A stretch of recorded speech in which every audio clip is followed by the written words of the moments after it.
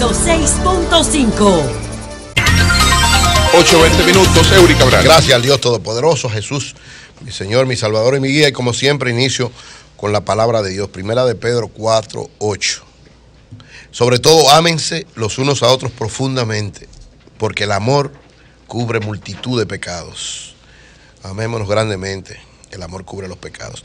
Recordarle que mañana, viernes 16 a las 7 de la noche, en el auditorio de la Iglesia Cristiana Palabras de Vida, que está en la calle 26 de enero, número 3 en Bellavista, Sinaida y yo estaremos dando la conferencia Sexo, Dinero y Rutina, cómo manejarlos en el matrimonio, que es la segunda parte de la conferencia de claves para construir matrimonios sanos y felices.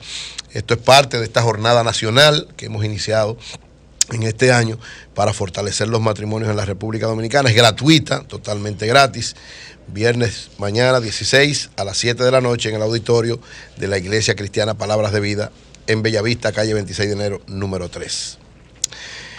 Miren, antes de comentar lo que es la declaración del Fondo Monetario y lo que implica esto para la economía, quiero hacer un breve comentario de esto que pasó en Estados Unidos. Cada vez que sucede algo así, yo reitero lo que es mi visión sobre este tipo de cosas. Yo creo que en Estados Unidos van a seguir pasando cosas como esta. Nadie está exento de que esto pase en el mundo entero, porque los seres humanos tienen una serie de situaciones especiales, que hay un momento donde alguien que es normal te hace una situación incontrolable. Ahora, el que se dé tantas veces en Estados Unidos en tiempos tan cercanos, para mí, siempre lo he dicho, tiene tres elementos fundamentales. El primero es la facilidad con que alguien puede conseguir un arma en Estados Unidos. Es un problema constitucional.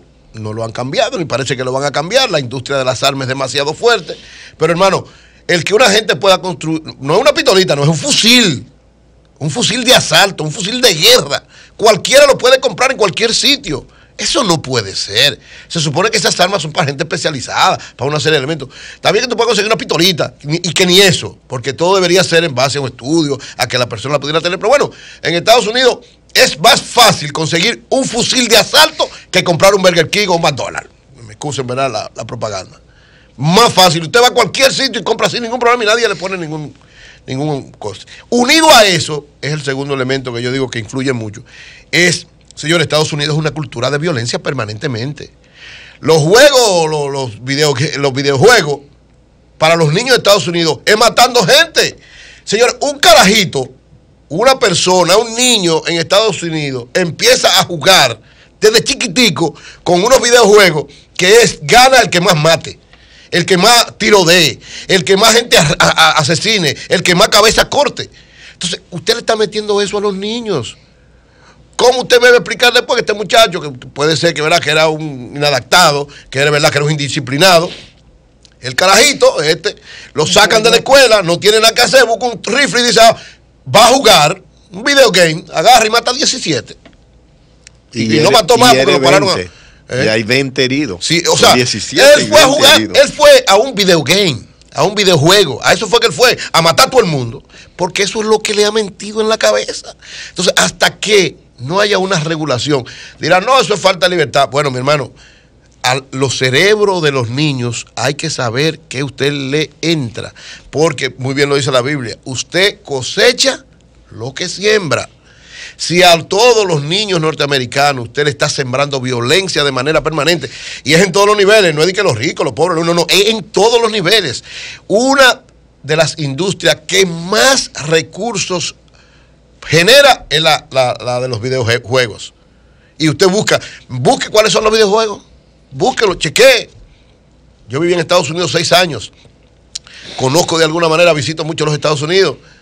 Y yo prefiero 1000 veces, cada vez que voy a alguno de los sobrinos, hijos, nietos, qué sé yo, siempre un videojuego o educativo o por lo menos sano. Es decir, que sea algo de Disney, que sea algo de pensar, que sea algo de construir, pero no algo de matar. Porque es que le estoy llevando a esos niños en la mente, le estoy metiendo el maten.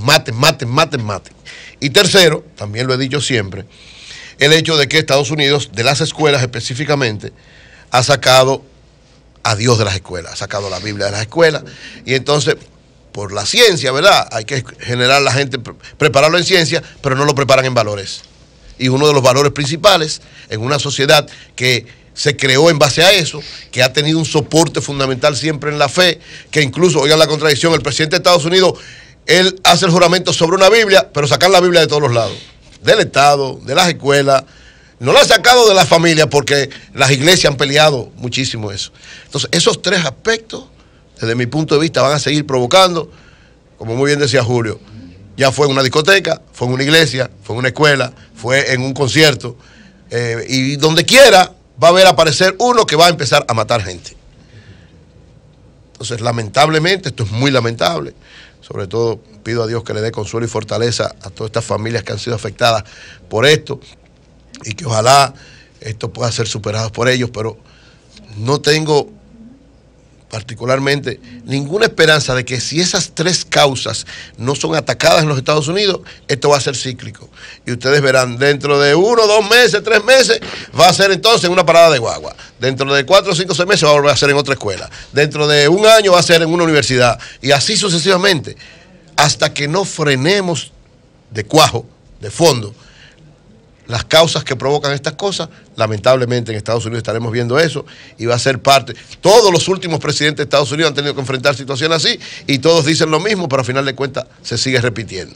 Ahora va a venir la discusión de las armas, pero va a venir la industria de las armas que genera tantos recursos, que influye en las elecciones y que decide presidentes, y Trump es uno de ellos, va a pelear y va a decir que no, y que se viola la Constitución y se va a quedar así. Los videojuegos, que son...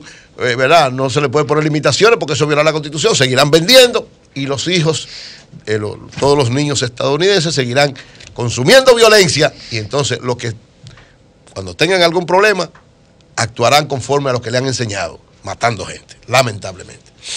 Miren, el Fondo Monetario Internacional dio su declaración formal. Esta declaración es lógica, ¿por qué? Porque nosotros somos parte del fondo, el fondo establece con todos los países que son miembros que manda una misión cada cierto tiempo para evaluar cómo va la economía. En el caso nuestro, ustedes se acuerdan, había una misión del fondo que se reunió con todas las autoridades, con el sector privado, con todos los sectores nacionales importantes que le dan una visión de la economía, entonces ellos hacen una evaluación y plantean recomendaciones. Este documento que publica el fondo en el día de ayer tiene 7 elementos principales. Brevemente voy a plantear lo que dice cada elemento. El primero es que la economía dominicana continúa con un buen desempeño. Es decir, el fondo ratifica que a pesar de que en el año 2017, el año que recién transcurre, hubo algunas situaciones especiales, se ralentizó la economía, o sea, tuvo algunos problemas, sobre todo por una desaceleración de la demanda interna. Recuérdense que el primer trimestre y casi el segundo trimestre del año pasado, la economía dominicana se frizó por Odebrecht y por la ley de lavado de activos. Lo he dicho ya en varias ocasiones. Y prácticamente estuvimos a punto de tener un año con muchas deficiencias si eso no se hubiera resuelto de alguna manera como se resolvió. Luego vinieron los fenómenos atmosféricos, los dos huracanes, pero las políticas monetarias, sobre todo las ejercitadas por el Banco Central, lograron una recuperación y que la economía creciera 4.6 en el 2017. Y dice el Fondo Monetario Internacional que en el 2018 vamos a crecer mucho más. La proyección que hace es que vamos a crecer en el 2018 un 5.5%, que es un crecimiento sumamente bueno, de los mejores de América Latina. Ya decía que la CEPAL establece que probablemente crezcamos más que Panamá, que es el que está en todas las proyecciones por encima de nosotros, pero aunque Panamá crezca más que nosotros, 5.5% es un crecimiento sumamente importante y dice el fondo que retoma la República Dominicana ese ritmo de crecimiento permanente a pesar de las situaciones del año pasado.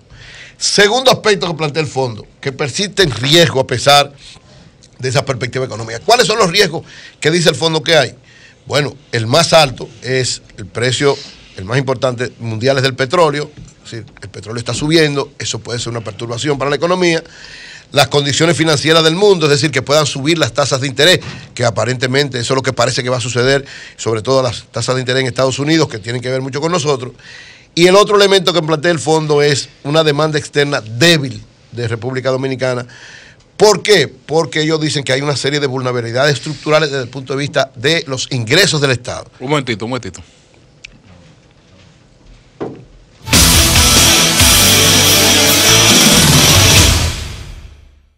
Tropigas te da la hora.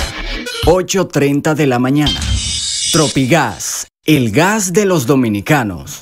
Entonces, ante esas debilidades estructurales, dice que el principal desafío es aumentar una serie de reformas, entre lo que está la reforma fiscal.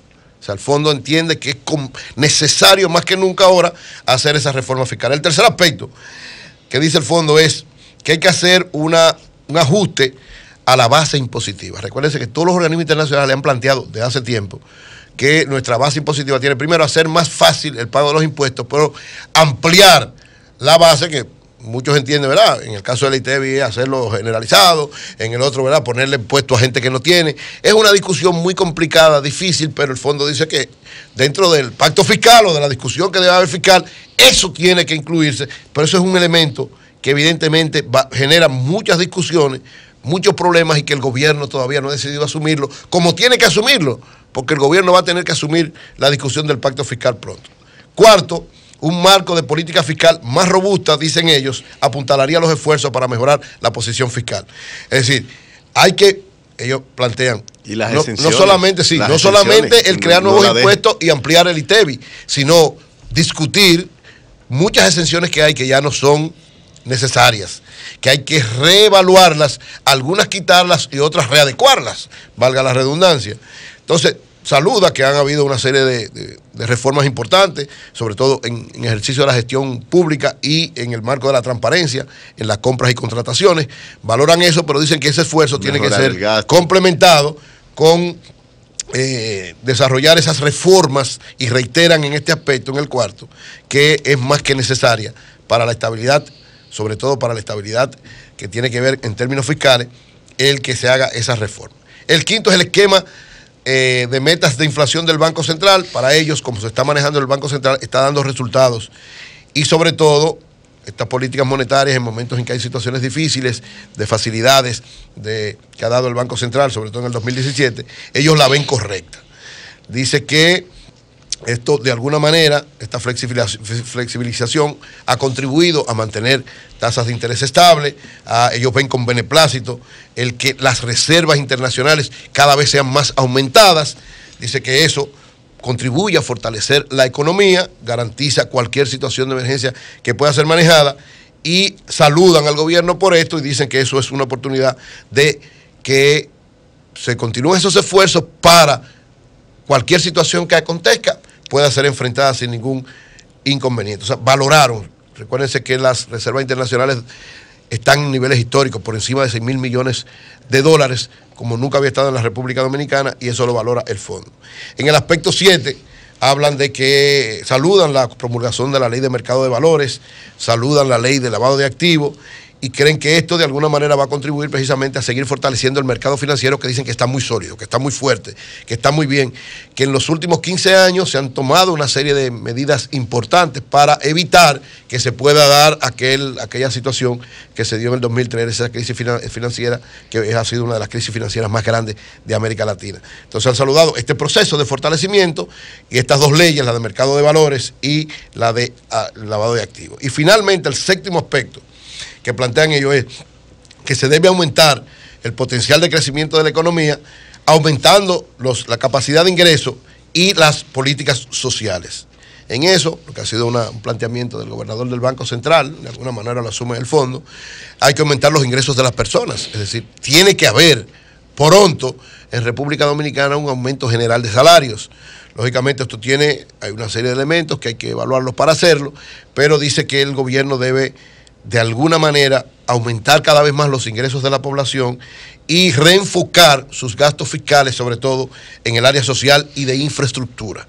En sentido general, esa es la evaluación que hace el Fondo de la Economía, que en síntesis podemos decir, ve la economía dominicana en un buen momento, a pesar de algunas situaciones que hubo el año pasado. Dicen que está consolidada, está fuerte, con perspectiva de crecer mucho más este año 2018, y con una serie de retos, entre lo que está el hecho de la deuda, hablan de la deuda y de cómo manejarla, hablan de los aumentos de los combustibles, sobre todo el petróleo, que puede subir y afectar de alguna manera, y la necesidad de la reforma fiscal. O sea, yo creo que el gobierno tiene una buena valoración aquí, pero también tiene retos que debería escuchar para empezar a implementarlos de manera inmediata. Cambio fuera.